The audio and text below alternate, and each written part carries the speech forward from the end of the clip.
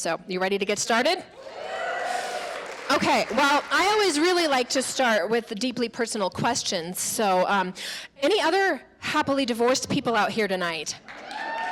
Oh my gosh, there's so many of us. I love this. Well, then you already know that divorced women make people very uncomfortable.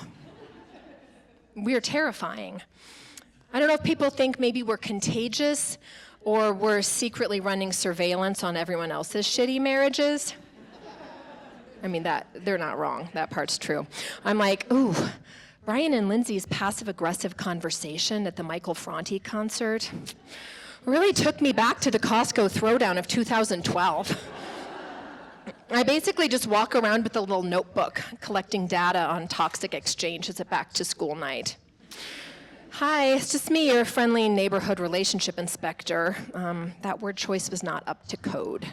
Could you try some I statements?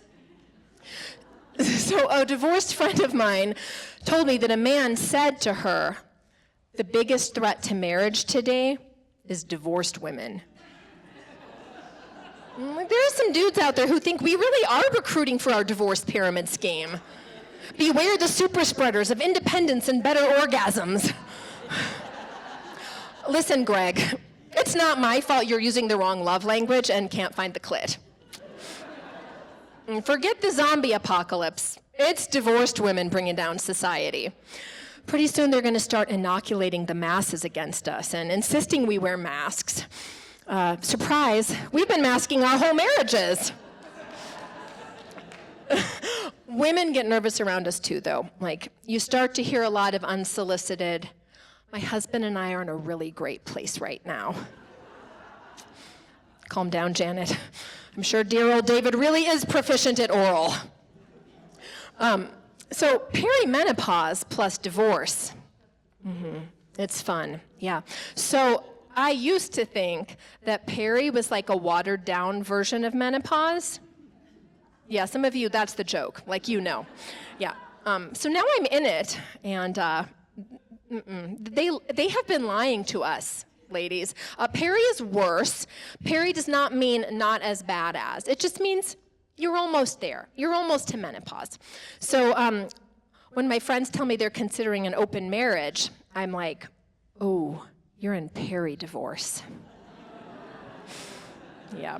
Other signs of peri-divorce include waking in the night with homicidal rage towards your sleeping partner and feeling frequently unexpectedly hot for fictional vampires. Your sexy mailman, that guy from The Bear. Yes, chef. But really, the divorce rate is high, and if you're genuinely concerned about whether your marriage is going to make it, I happen to have a foolproof test. I can tell by the panicked silence that you'd really like to hear it. Yeah, shall we? Okay, here goes. Have you heard of the celebrity hall pass? The famous person you're allowed to sleep with. Now, don't panic. There's nothing wrong with having a hall pass. TikTok says it's healthy. However, if your hall pass wouldn't have sex with your partner's hall pass, then you might have a problem. Stick with me. My divorce should not have come as a surprise. Miley Cyrus and Stephen Colbert. Maybe a chasm too wide to bridge. If you find yourself in a B. Arthur Channing Tatum situation, you should probably just call a divorce attorney. Political differences aren't the top red flag in a relationship anymore. It's hall pass incompatibility syndrome. Ask your therapist about HPIS today. So I recently got an Apple Watch because I'm a single mom and I need to know that my kids can always reach me for safety reasons. Not so I can whisper scream into my watch like a psycho during yoga class. I don't know where the fucking scissors are. And I certainly didn't get it to complete my fitness goals with the activity ring system. You guys familiar with that? There's nothing more demoralizing than getting a vibrating alert from your watch that says, you can still do it. Bitch, I literally just rolled out of bed at 10:30 a.m. Clearly, I am not almost there. Stop harassing me and let me live my truth. I go full-on dance mom's ragey when my watch buzzes to let me know that it might be time to stand up for a while. I already have something that vibrates that doesn't judge me. Actually, I have a few, depending on my mood. The other day, my watch congratulated me for closing a ring while I was sitting on the couch eating tacos and drinking whiskey. I can't tell if it's mocking me or gaslighting me. Maybe I just need to turn off the participation trophy setting. So last week I went to a yoga class, the kind where you might fall asleep, not the kind where you might close a fitness ring. And at the end of class, the instructor did a guided meditation where we were supposed to meet our future selves and have a conversation. And after class, my friend was like, I couldn't picture anything for that future self meditation, could you? And I was like, yeah, I've been doing future self meditations for a while now. And she was like, seriously? We're supposed to be doing that now too? I was like, yeah, the future self meditation is like Kegels for your soul. I mean, she's not wrong. Women have a lot of things we are supposed to be doing to take care of ourselves, am I right? Like, I have patches all over me and apps telling me when to eat half a cup of chia pudding. My watch is like, time for 10 minutes of lymphatic drainage ecstatic dance. Like, I'm managing ADHD, perimenopause, insulin resistance, and I'm divorced, so I'm supposed to be hot, too. Being 47 is a full-time job. I don't know how we're supposed to stay motivated to do all these things. Like, maybe we need a pelvic floor strengthening activity ring, you know? You've got a 2-week Kegel streak. Congratulations, you just regrew your hymen. Like, midlife women are already being aggressively targeted by the beauty industry. I blame Kohl's for that, personally. Hear me out. For letting Sephora infiltrate their mom jean mecca. It's like, I just came in here for an air fryer and a package of high-waisted briefs, and I left with a 12-step facial regimen infused with stem cells and octopus cum. I mean, I'm kidding. I would never buy my stem cell skincare at Kohl's. I hire a professional with connections to international beauty products. Now, listen, they're not those kind of stem cells.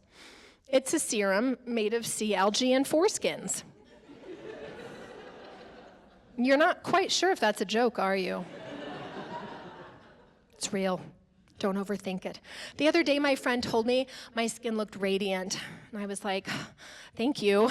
Must be the penises. Who knew penises really are the gateway to a healthy midlife glow? My face is getting more dick than I am.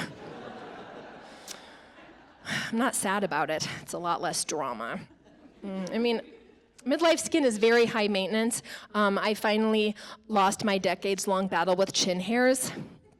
And now I'm addicted to dermaplaning. Someone laughed. Do you know what dermaplaning is? I'm going to explain it to the rest of you who don't. I love doing this. If you don't know what dermaplaning is, let me tell you. It's code for shaving your face. Yeah, you're deeply exfoliating a top layer of skin with a surgical blade. Okay, that's shaving. So the beauty industry has women shaving our faces. And listen, I can't go back.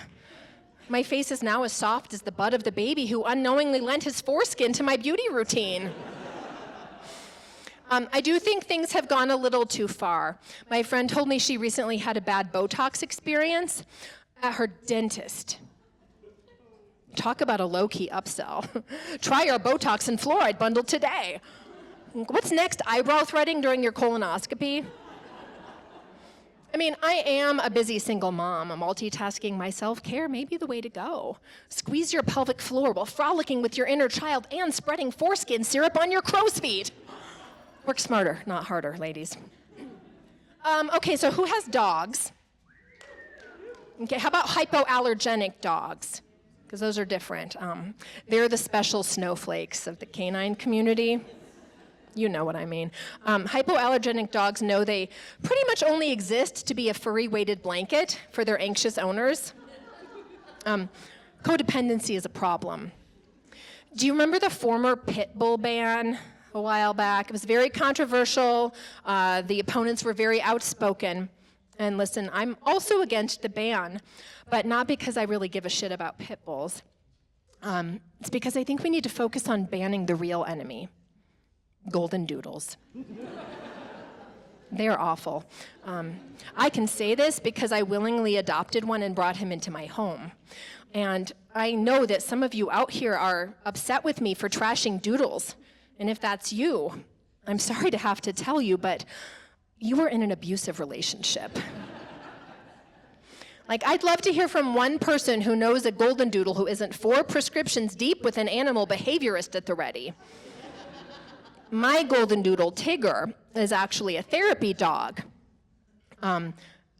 He has a therapist. He's anxious, devious, and completely obsessed with me. It's giving codependent canine stalker. He steals my underwear from during Zoom meetings. Just pulls him right out of the laundry basket. I take my eyes off him for 10 seconds and it's too late. I'm now the proud owner of yet another pair of DIY crotchless panties. I don't even like thongs, you guys. Now, you might think the stalker thing is a little harsh, but you need to know this. He only eats underwear that I recently wore. Yeah, his kink was getting expensive. And I was sick of him ruining my favorite Victoria's Secret seamless hipsters, so I found a workaround. I now buy cheap underwear at Kohl's, wear them for a few hours, and then hide them in the laundry basket so he feels proud for discovering a high-value item. Such a classic how to handle men trick. He has to think it was his idea. Who knew 14 years of marriage would have prepared me for special needs dog training? I think there might be a business opportunity here. Like, I've seen Orange is the New Black, and I know what the going rate is to be an inmate's panty pen pal. I'd probably charge more if they were in shreds. They'll be like, man, this chick must be an animal in bed. Nay, has an animal in bed. I hate to bring the mood down, you guys, but Tigger actually recently died. I know, it's true. And it may seem insensitive for me to tell jokes about him eating my underwear, but my therapist said it's important closure, given that it was literally his cause of death. People say that Tigger lives on inside me, but in reality, part of me was probably inside of him, because he died doing what he loved, eating the crotch out of my dirty underwear. Dairy Center, you are amazing. Thank you so much. Thank you. I am so excited to introduce your next comic.